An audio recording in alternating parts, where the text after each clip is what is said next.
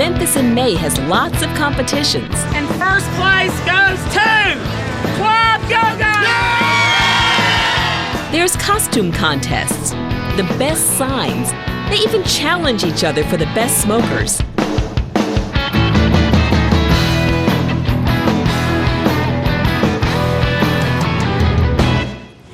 And this might very well be the granddaddy of them all. It's Team Lowry's Teapot Smoker.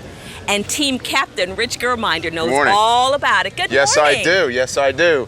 It's a tea kettle, actually, from our plant up in Missouri. We turned it into a teapot smoker. Wow. We're using hickory and cherry as our heat source. Why do you use those woods? Because we like the flavors from hickory, especially on our ribs and our brisket.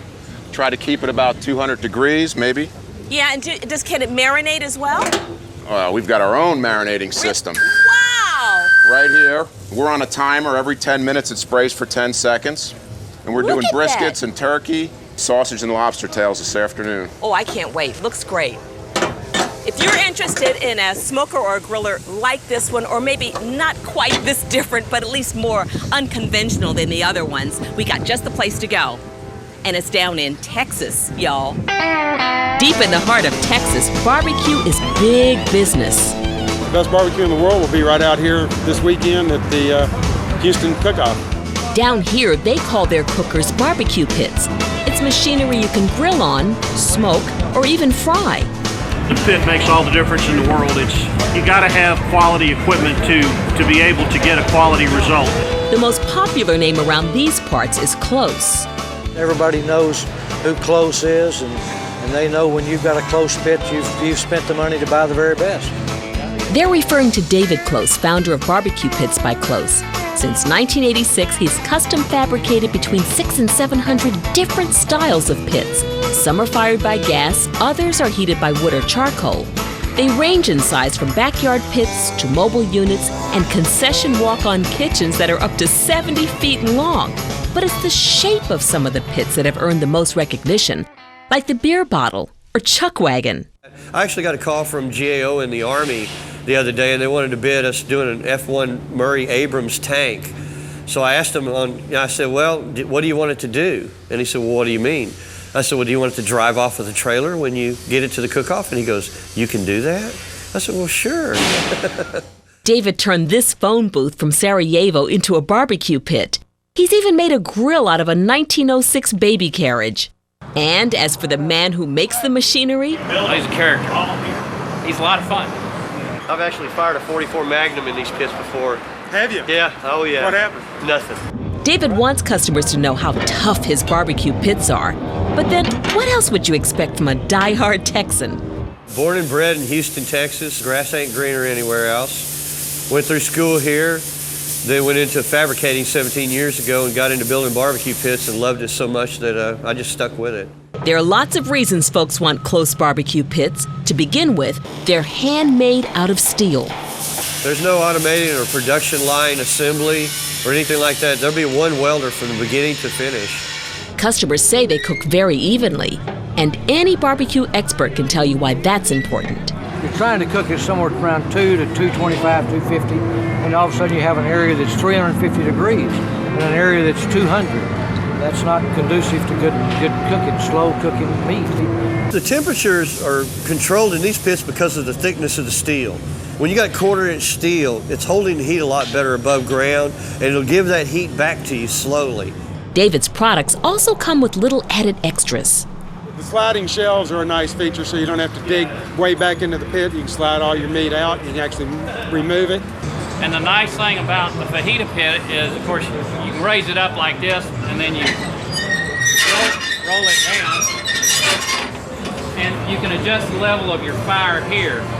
Then when you're traveling, this just comes down,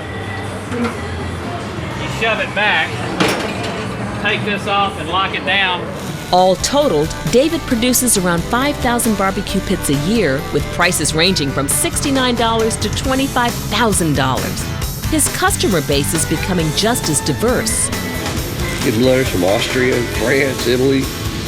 If you'd like to know more about Klose barbecue pits, we'll have their information coming up next. For the latest on any of the barbecue foods we've seen on today's show, your best bet is to log on to our website at foodtv.com, or you can call the vendors directly. To order Carson's Ribs from Chicago and their famous Ribs on the Run, which includes what they call an awesome barbecue without the fuss, call 888-999-7427. For barbecue sauces from New England with Mississippi spice thanks to owner Jimmy Kennedy, call the folks at River Run at 802-863-0499. If you crave old-fashioned barbecue that's applewood smoked up in the Blue Ridge Mountains, the folks at Walden Foods can be reached at 800-648-7688. And if you're interested in fish, very fresh fish from Hawaii, the folks at buygreatfish.com can overnight ship you that day's catch. They can be reached at 800-921-3474. And if you're looking to enhance the flavor of your fish barbecue, Hawaiian Kind has lots of options.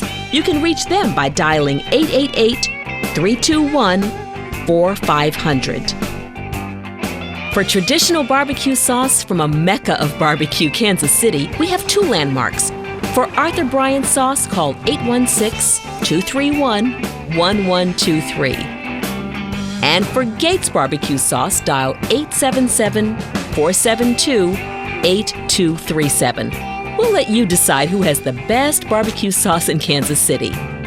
And finally, if you're interested in a barbecue cooker, and we mean any kind of cooker, the folks down at Texas at Klose Barbecue Pits can be reached at 800-487-7487. Well, unfortunately, we're out of time. And as you've seen over this past hour, barbecue is everywhere. And there's so much more to the barbecue experience than just the making of great food. It's lots of fun.